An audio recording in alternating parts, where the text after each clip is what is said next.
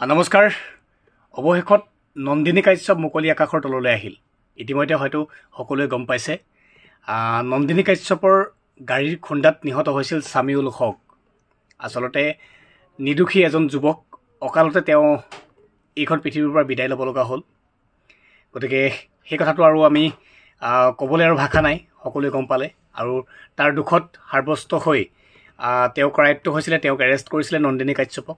আৰু তেওঁ যোৱাকালি তেওঁ জামিন পালে আৰু তেওঁৰ হৈ ওকালতি কৰি আছিল আমাৰ অসমৰ এজন জনপ্ৰিয় বুলি ক'ব লাগিব তেওঁ অধিবক্তা বিজন মহাজন।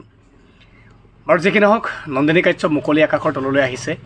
তেওঁ জামিন লাভ কৰিছে, জামিনহে লাভ কৰিছে, তেওঁ গোচৰ এতিয়াও শেষ হৈ যোৱা নাই, তেওঁৰ ওপৰত গোচৰ এতিয়াও চলি থাকিব। বাৰু যি কি নহওক, সেইটো বাৰু তেওঁৰ বাবে ভাল কথা। কিন্তু মোৰ প্ৰশ্ন হ'ল, কাৰোবাৰ অলপ ভুলৰ বাবে নিৰ্দোষী এজনৰ প্ৰাণ যোৱাটো বা কোনোবা এজন নিৰ্দোষীৰ আজীৱন পংগুত্বক আঁকোৱালি লোৱাটো, পংগু হৈ থকাটো, আচলতে এইটো বহুত ডাঙৰ কথা। গতিকে আইনৰ ওপৰত সম্পূৰ্ণ বিশ্বাস মোৰো আছে যে সদায় আইন সকলোৰে বাবে সমান। আমি সদায় কৈ থাকোঁ যে আইন সকলোৰে বাবে সমান, কিন্তু প্ৰকৃততে কিছু কিছু ক্ষেত্ৰত এটা প্ৰশ্ন আহি পৰে যে সঁচাকৈ আইন সকলোৰে বাবে সমান হয়নে? সঁচাকৈয়ে আইনে সকলোকে সমান দৃষ্টিৰে চাই আছেনে? আজি নন্দিনী কাশ্যপৰ দৰে আৰু তেনেকুৱা বহু ঘটনা আমি দেখিবলৈ পাওঁ, ডাঙৰ ডাঙৰ মানুহৰ অনন্য ঘটনা। সেইবোৰ সময়ৰ সোঁতত গাপ খাই যায়, সেইবোৰ কেতিয়াও তাৰ উচিত বিচাৰ হৈ নুঠে। বাৰু যি কি নহওক, বৰ্তমান সময়ত ছ'চিয়েল মিডিয়াত সকলো কথা জল পট হৈ উঠে। তাৰ পাছতো আমাৰ আইন প্ৰশাসনক, আমাৰ আইনখনক অকণমান সময় লাগে এজন ব্যক্তিক দোষী সাব্যস্ত কৰি তেওঁক কি দণ্ডৰে দণ্ডিত কৰা হয় সেই বিচাৰখিনি কৰিবৰ কাৰণে। এতিয়া মই নাজানো নন্দিনী কাশ্যপৰ শাস্তি কি হ'ব।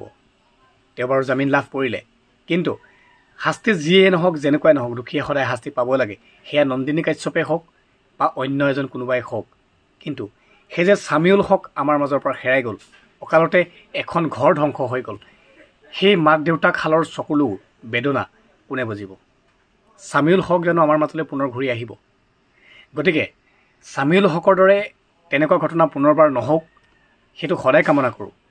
আৰু যিসকলে যান বাহন চলায়, সকলোৱে যান বাহন চলায় ৰাস্তাত, গতিকে এই যান বাহন দুৰ্ঘটনা হোৱাটো একেবাৰে সহজ কথা হৈ পৰিছে আজিকালি। যান বাহনৰ খুন্দাত মৃত্যু হোৱা, যান বাহনৰ খুন্দাত গোটেই জীৱনৰ বাবে পংগুত্ব হোৱা, এইবোৰ একেবাৰে সাধাৰণ কথা হৈ পৰিছে।